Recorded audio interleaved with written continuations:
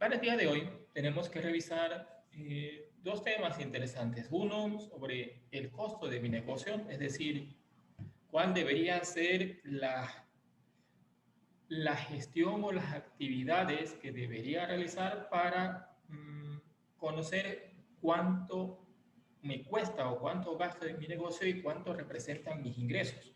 Cómo debería llevar un registro mínimo para controlar esto. Y además la revisión de lo que se conocen como los deberes formales para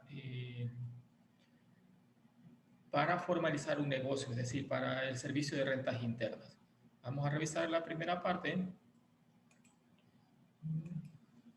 acerca del costo de mi negocio.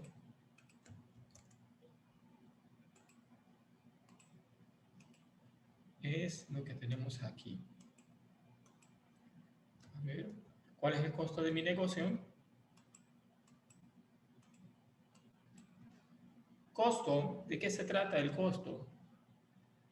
El costo es el valor que pagamos por el uso de distintos recursos que se utilicen para producción, en el caso de elaboración de algún producto, ya sea materias primas o los insumos que necesitamos para producirlos.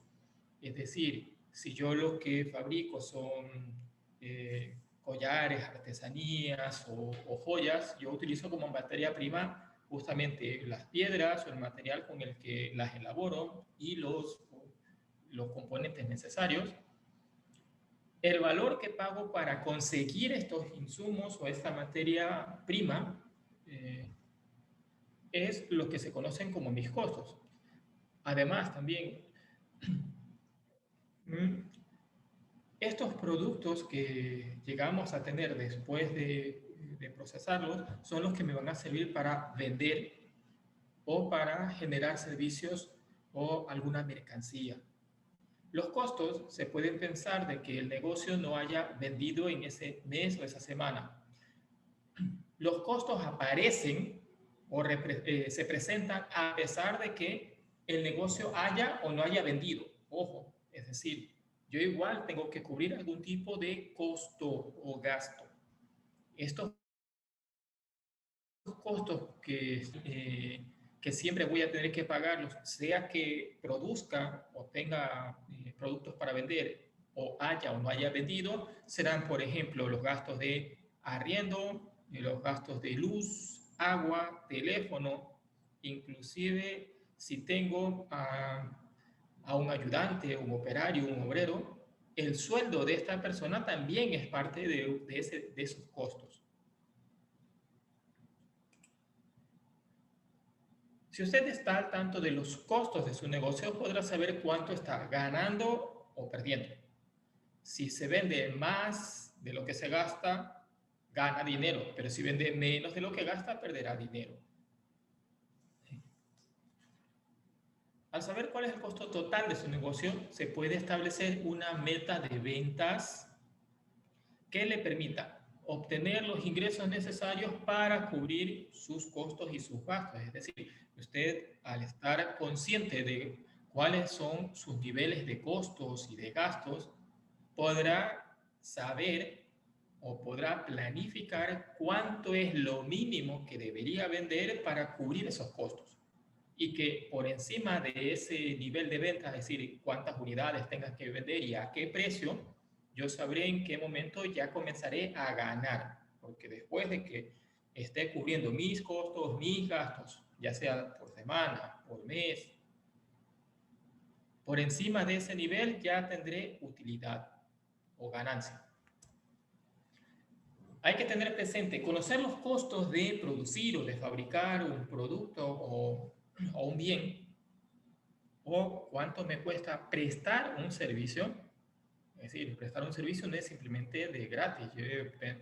Quien presta un servicio igual necesita gastar en movilización, en comunicación, etc. Esto significa que sería el primer paso para controlar los gastos. Hay que tener claro cuánto necesitamos vender para que nuestro negocio se financie y logremos hacerlo crecer en el tiempo.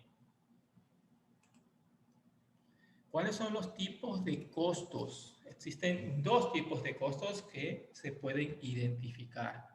El primero, existen unos costos que se mantienen fijos, es decir, que se mantienen independientemente del nivel de producción, o sea que fabrique 5, 10, 20, 100 unidades para vender de un producto, no importa cuál sea mi nivel de producción o de venta, mis costos fijos se van a mantener intactos, es decir, los gastos de agua, luz, teléfono, sueldos de algún empleado o el alquiler de un local o de una casa, etc. Y existen otros que cambian, es decir, aumentan o disminuyen según lo producido o lo vendido. Ojo. Aquí se pueden diferenciar los costos fijos, permanecen inalterables, no importa cuánto produzca o cuánto venda, y existen los costos variables. Esto quiere decir que si yo no fabrico una unidad de producto, mis costos serían cero. No fabrico ninguna unidad de producto, no tengo costos variables, pero tampoco tengo unidades para vender. ¿Sí? Así, si es que yo fabrico una unidad, tendré costo variable por esa unidad. Si fabrico dos, seguirá aumentando mis costos variables. Si fabrico tres, así mismo se irán multiplicando. Pero, de la misma manera, voy a tener unidades fabricadas que me van a servir para venderlas. Es decir, ya tendría lo que se conoce como un inventario, o un nivel de inventario, o un nivel de mercaderías. Los costos fijos no dependen del volumen de producción ni de la cantidad de mercadería, en el caso de dedicarnos solo a la parte comercial, es decir, yo compro y vendo productos, una tienda compra y vende productos, no fabrica nada.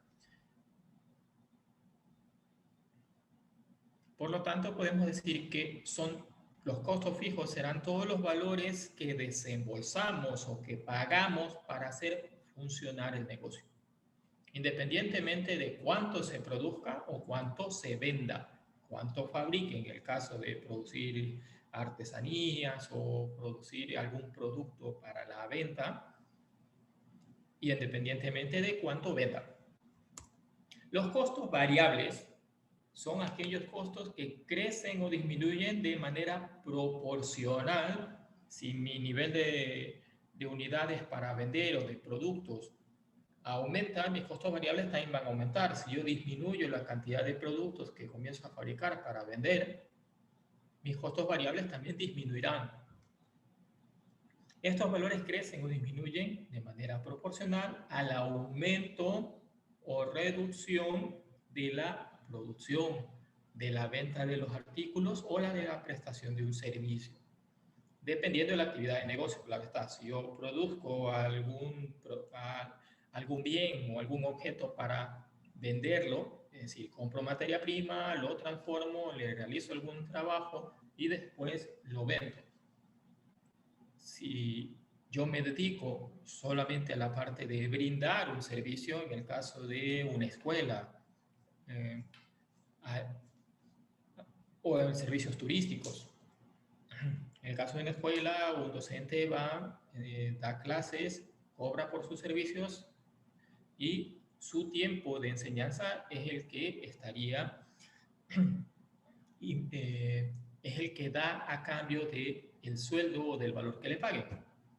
En el caso del servicio turístico, existe un valor mínimo que se paga para un guía turístico o para ingresar a un parque nacional, etc.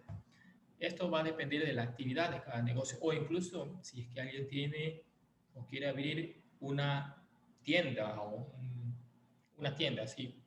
Por lo general son negocios que solo se dedican a la comercialización, es decir, compra y venta. Yo compro marcas de aceites o de gaseosas o de aguas y estas a su vez las voy a vender. Yo no realizo ningún tipo de transformación de estos productos. Simplemente los compro en un valor y los vendo a un precio mayor.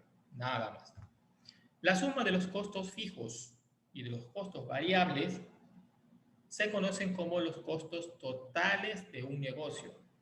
Y se recomienda realizar este análisis de costos fijos y costos variables por unidad de tiempo. En este caso se sugiere que sea por mes. Es decir, cuánto representan mis costos fijos cada mes, cuánto representan mis costos variables cada mes. El cálculo de los costos permite conocer la cantidad de dinero que necesita cada mes para hacer funcionar su negocio o para administrar su negocio. Ejemplos de costos fijos: arriendo de local o de la bodega donde funcione, los servicios básicos del negocio, agua, luz, teléfono, y ahora inevitablemente el servicio de internet o el costo de la telefonía celular,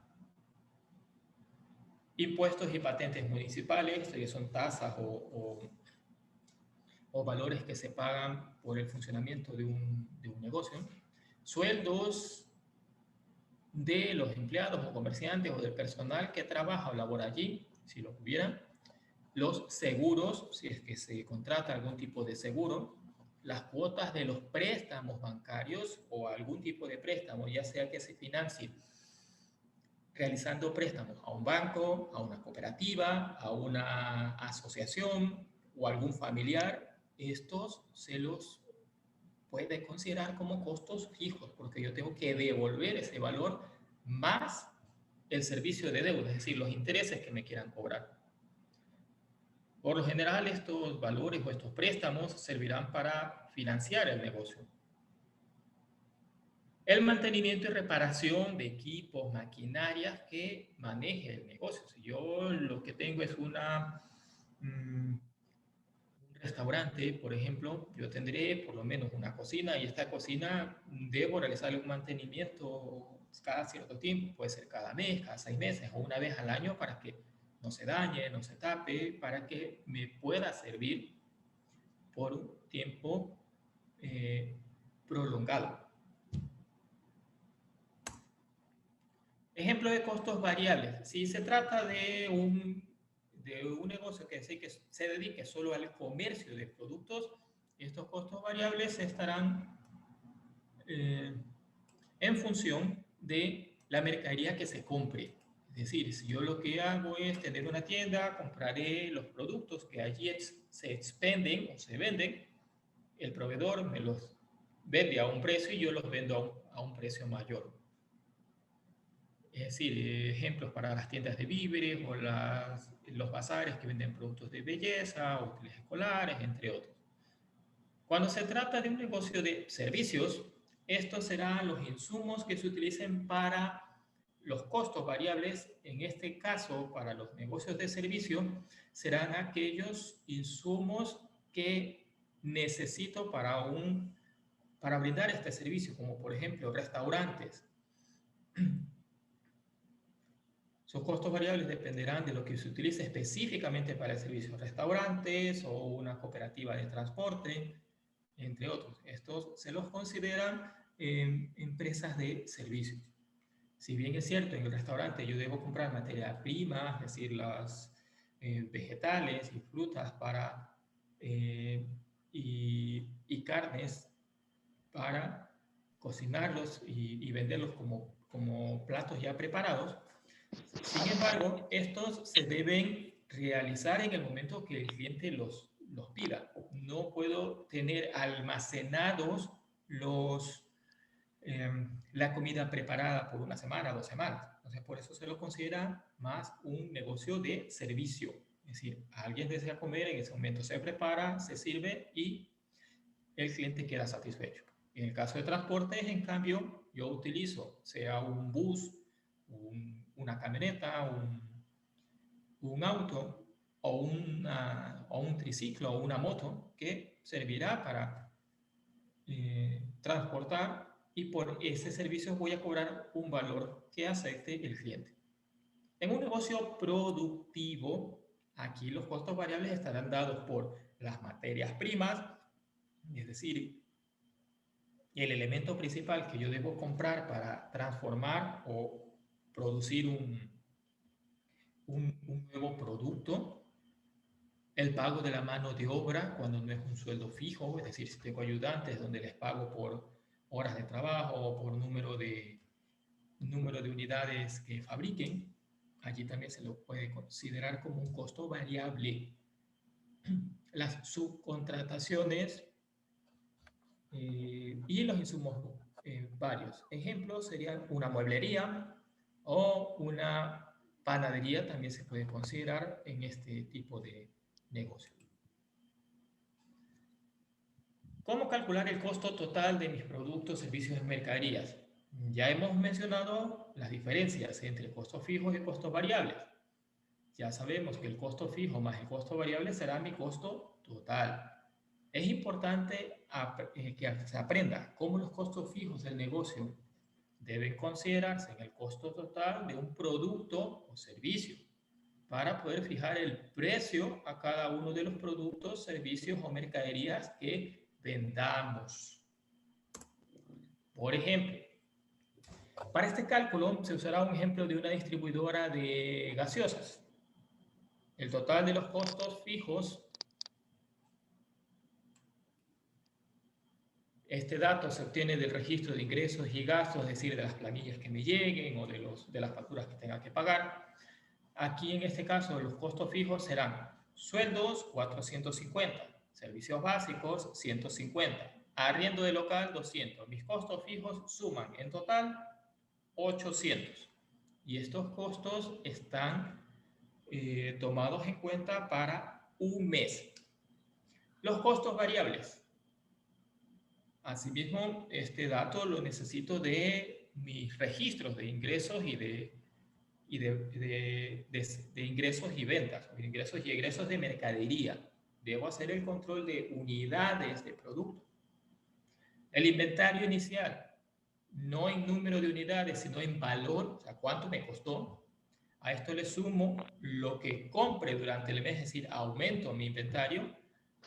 Y al final del mes yo debo restar el inventario final, es decir, con cuánto me quedé al final del mes. Esto lo que va a provocar es que si yo inicié con un inventario de $2,000 valores, durante el mes compré 1,500, esto se suma.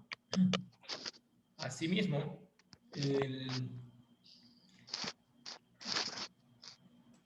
el inventario final será con lo que yo me quede cuando ya culmine el mes. Haciendo estas sumas y restas, al final voy a tener que el costo variable, es decir, de lo que yo he vendido, será de 2,400. Yo inicié con un inventario de, digamos que sea un depósito solo de gaseosas. Tenía un inventario de 2,000. Durante el mes compré 1,500. Esto me suma 3,500. Pero al final del mes vuelvo a hacer el inventario y me queda solo 1,100. Es decir, que la diferencia me queda al final, o mejor dicho, me quedaría como respuesta el valor de la mercadería que vendí. Porque si inicié con 2,000, a eso le sumo 1,500 y le resto lo que me quedó de inventario al final, significa que la diferencia es lo que yo vendí.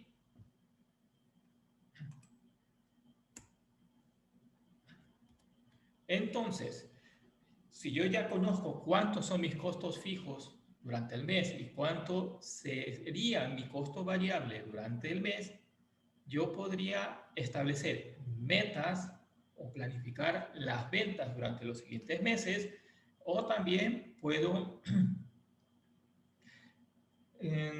tratar de fijar los precios, no solamente basándome en cuánto me cuesta adquirir la mercadería y en cuánto la quiero vender, sino también considerando mis costos fijos.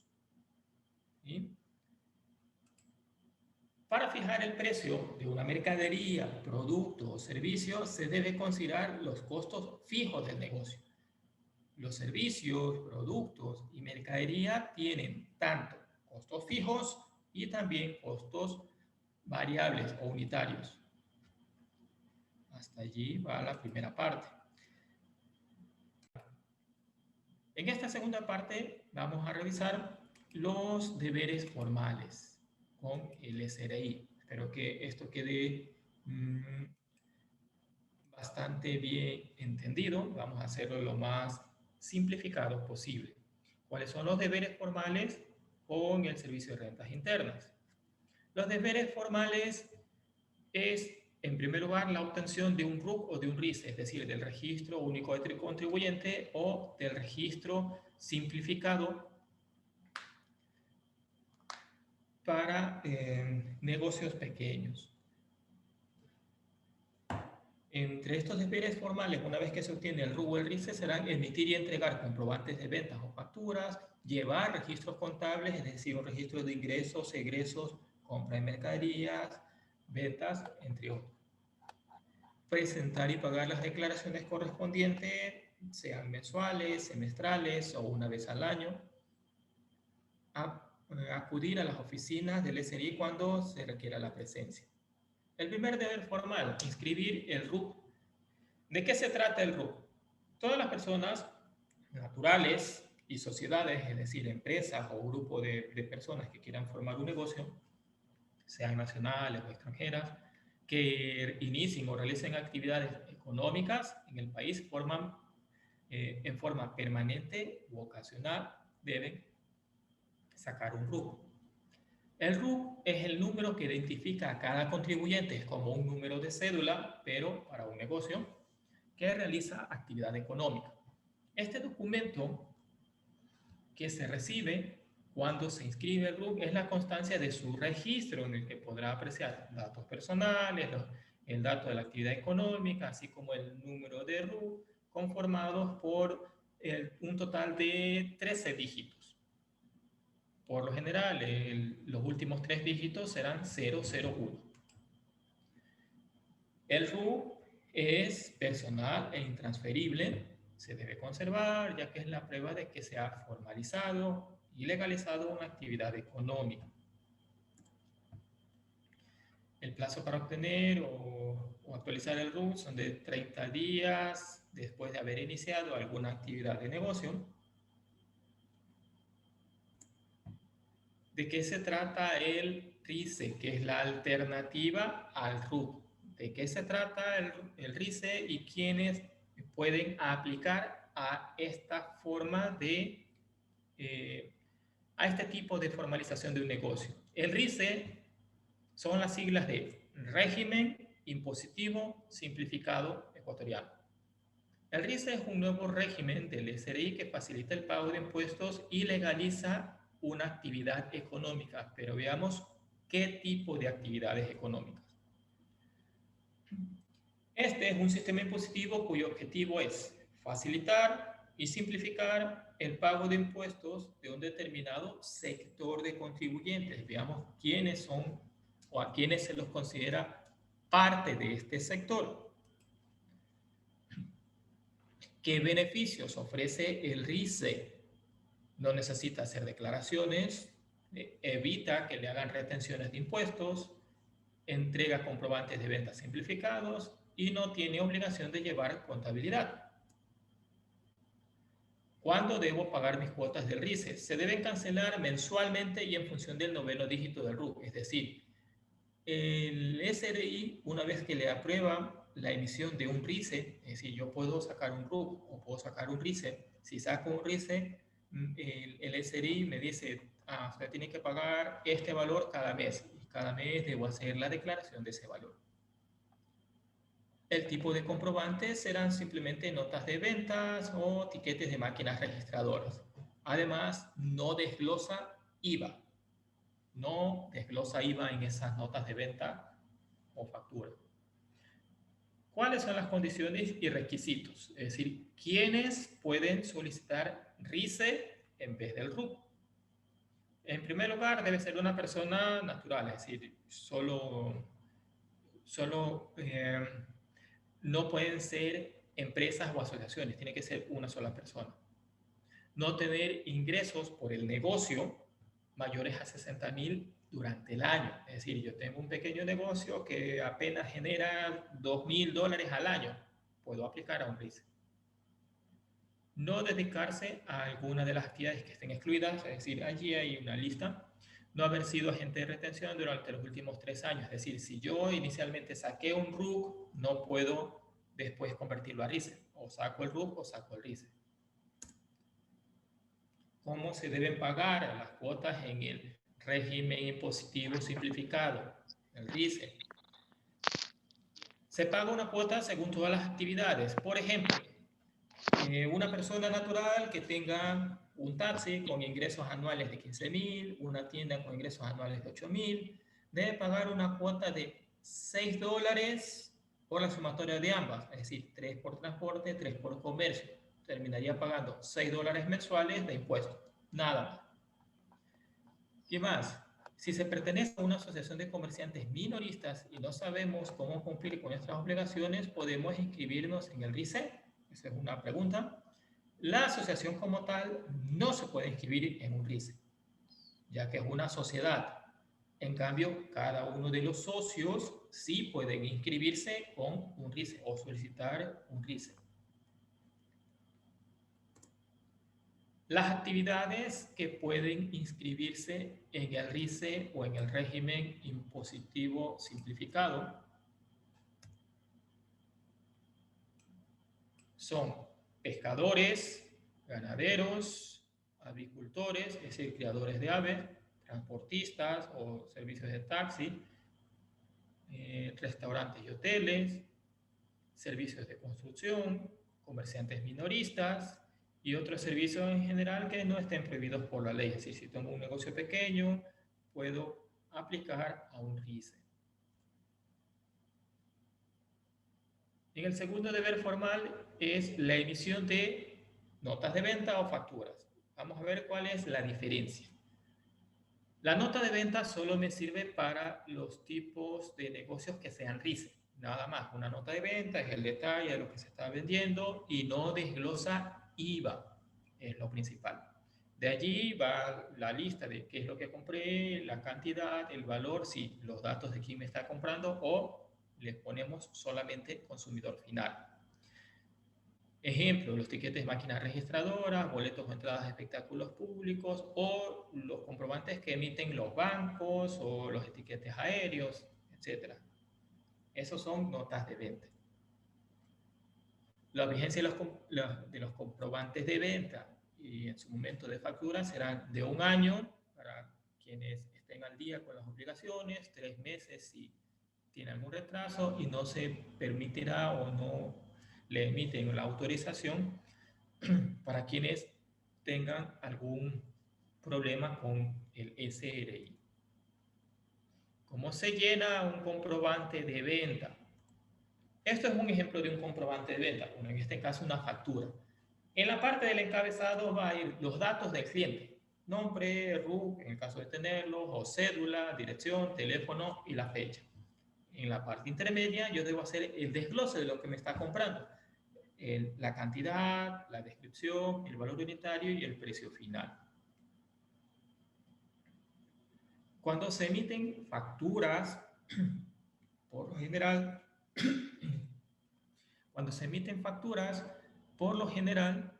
estas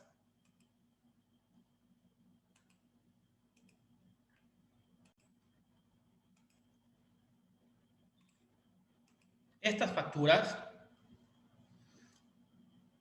deben desglosar el IVA. Cuando se trata de un comprobante de venta, no va el IVA. Esa es la principal diferencia. Aquí otro ejemplo de facturas, lo mismo, el encabezado, datos del cliente, los datos que corresponden a los productos que está comprando y el cálculo del IVA. Estos son simplemente formalismos de donde se firma quien emite la factura y donde firma quien recibe la mercadería. Esto es un ejemplo de una nota de venta. Las dos principales diferencias, el nombre que está aquí, esto dice nota de venta, no dice RUC. Y la segunda diferencia es que aquí no se desglosa IVA.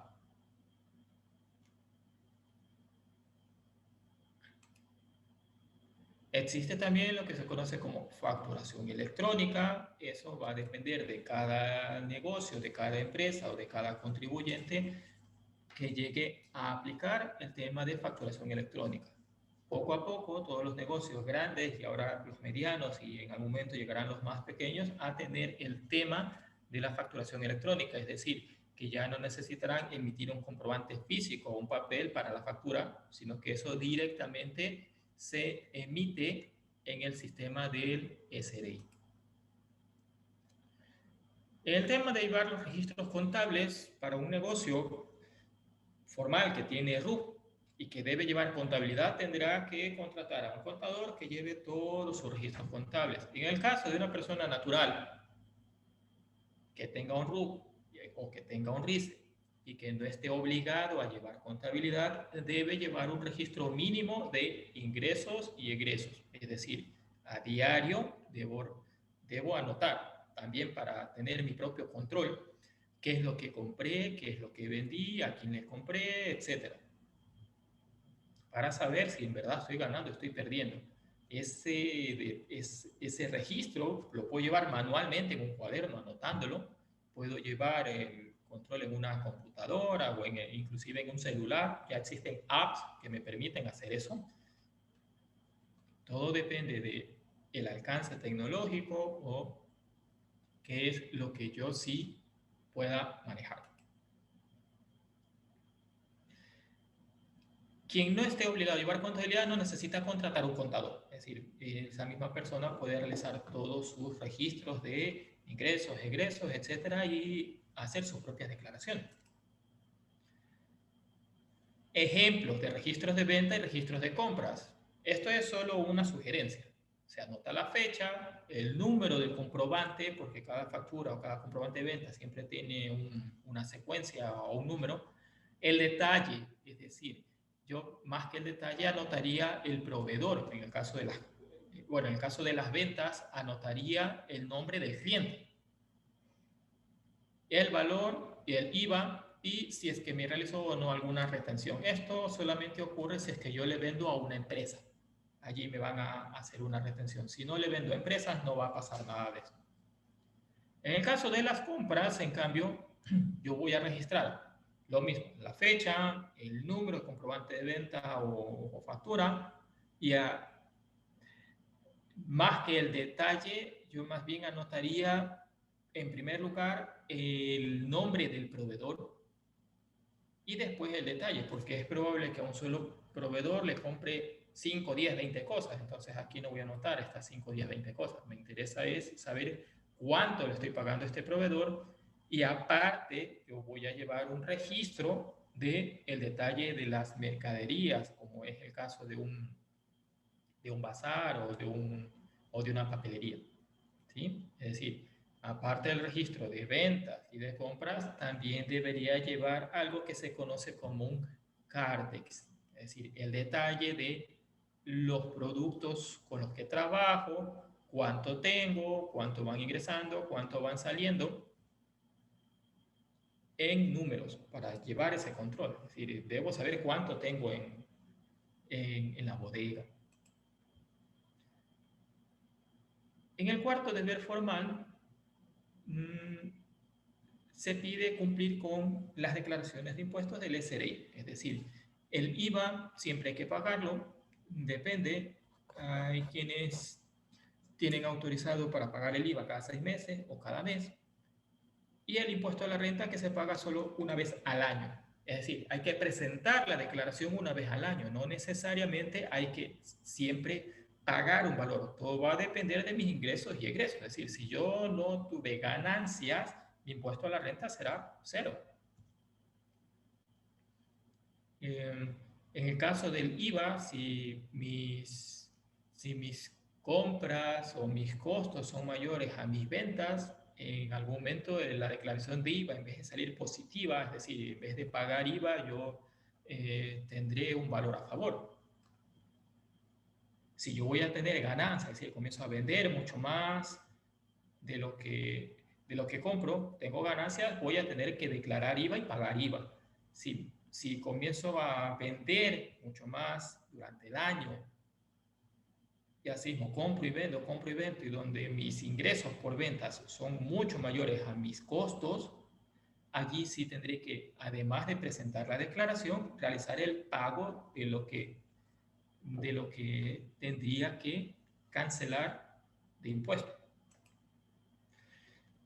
¿Cuáles son las declaraciones que se debían presentar? En el caso del IVA, dependiendo cómo lo indique el SRI, les autorizarán pagar o hacer la declaración de IVA mensual o hacer la declaración de IVA semestral, es decir, cada 6 meses o cada mes. ¿En qué fecha se debería pagar? Esto ya es una tabla que estará vigente siempre, es decir, yo debo pagar el IVA si el noveno dígito de mi RUC es 1, debo pagar el día 10 del mes siguiente. Si el noveno dígito de mi RUC es 2, el día 12 del mes siguiente, etc. ¿En qué fecha declaro el IVA? Si es semestral, debo pagar la declaración que es de enero a junio en julio, y si es de julio a diciembre en enero. Eso en el caso de que el IVA tenga que pagarlo semestralmente. ¿Qué fecha? Bueno, este es un ejemplo para aplicar según el noveno dígito. Acá también. Si la fecha de vencimiento para presentar una declaración coincide con un día feriado o un fin de semana, esta fecha se traslada hasta el siguiente día hábil. Es decir, si cae en domingo, puedo pagar un lunes y así. ¿En qué fecha se paga el impuesto a la renta? Se paga una vez al año. La declaración o el periodo es desde enero hasta diciembre del año anterior. Se paga en el año siguiente, en este caso el 2020, enero 2020 hasta diciembre de 2020. Yo debo realizar el pago de impuesto a la renta durante los últimos días del mes de marzo o durante el mes de marzo. Para las empresas, en cambio, es para el mes de abril. Existen unas tablas que año a año se van actualizando, es decir, cuánto genero de ingresos menos egresos, es decir, la diferencia. Busco la tabla y según eso pago una fracción básica y sobre la diferencia o el excedente pago un porcentaje adicional, etc. Es decir, si durante todo el año he tenido en mi cálculo de ingresos menos egresos un valor menor a $11,000 durante todo el año, no pago impuestos. Tan sencillo como eso. Y de allí irá subiendo según los niveles de ganancias que vaya obteniendo. Ingresos menos costos. O no es solo ingresos. Asimismo, existen las fechas. En el caso de impuesto a la renta se paga a partir del 10 de marzo, 10, 12, 14, 16, según el noveno dígito. Si el noveno dígito del RUC es 1, se paga el 10 de marzo, si es 2, el 12 de marzo, y así sucesivamente. Un ejemplo del cálculo: si mis ingresos fueron de 15,000 y mis gastos 4,780, esto significa que yo obtuve una ganancia de 10,000. Por lo tanto, yo debo pagar impuesto a la renta sobre ese valor. Pero como la fracción básica es menor, recuerden, aquí 11,170, 10,500, 10,800, ingresos no superó, el total de ingresos no superó la fracción básica, no tiene obligación de presentar declaración de impuesto a la renta. Es decir, si mis ingresos durante el año fueron menores al valor mínimo, que esto cada año lo van actualizando, esa tabla es solo hasta el 2015, significa que no debería pagar impuesto a la renta, pero sí debo presentar la declaración en cero. Otro ejemplo: alguien que tenga ingresos por 15,000, aquí en cambio sí supera la fracción básica, por lo tanto se debe realizar el cálculo de impuesto a la renta según la tabla. Existe un tema que se conoce como la presentación de los gastos personales. Estos gastos personales se debe realizar una declaración anual sobre los ingresos y gastos de cada persona, sea una persona que tenga RUC o que no tenga RUC, debe presentarlos, eso es independiente. Y asimismo, esto va a depender de que si durante el año se obtuvieron ingresos por debajo de la fracción básica, no es necesario presentar estos gastos personales. En estos gastos personales se desglosa el ingreso anual, menos, aquí se deducen, gastos en vivienda, educación, alimentación, vestimenta o salud. En lo que corresponde a vivienda, puede ser la adquisición, es decir, compra de la vivienda, construcción, remodelación, ampliación, entre otros.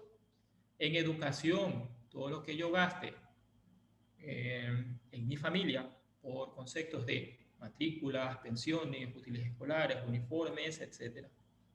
En el caso de salud, lo que pague por atención a un médico, es decir, voy a un médico, me atiende, yo pago, y él me entrega una factura, eso lo puedo deducir de mi impuesto a la renta.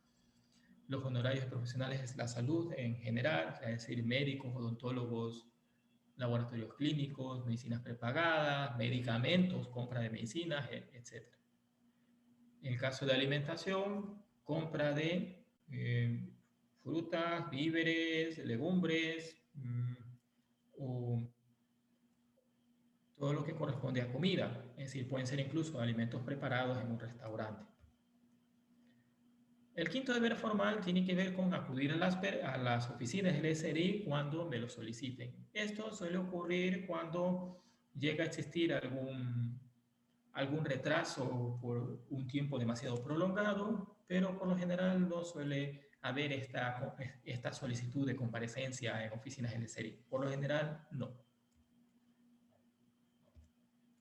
Y hasta allí